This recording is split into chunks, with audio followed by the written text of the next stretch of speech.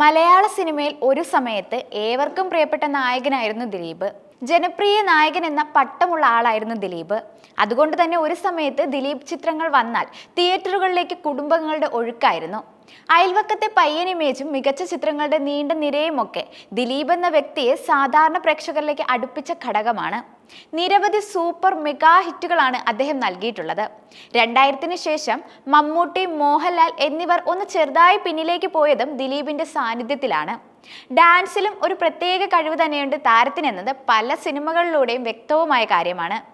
അടുത്ത കാലത്തായി അമ്മ പോലുള്ള സംഘടനകളുടെ പരിപാടിയിൽ സജീവമല്ലാത്തതിനാൽ ദിലീപിന്റെ സ്റ്റേജിലെ ലൈവ് പെർഫോമൻസ് ആരാധകർ വളരെയധികം മിസ് ചെയ്തൊരു കാര്യമായിരുന്നു. ഇപ്പോഴിതാ ഈ 58ന്റെ ചെറുപ്പത്തിലും ഡാൻസ് നമ്പറുകളിലൂടെ ആരാധകരെ കയ്യിലെടുത്തിരിക്കുകയാണ് താരം.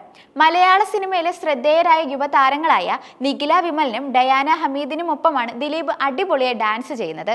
ഈ ഡാൻസിന്റെ വീഡിയോ നിമിഷ നേരങ്ങൾ കൊണ്ട് സോഷ്യൽ മീഡിയയിൽ വൈറലായി മാറിയിട്ടുണ്ട്.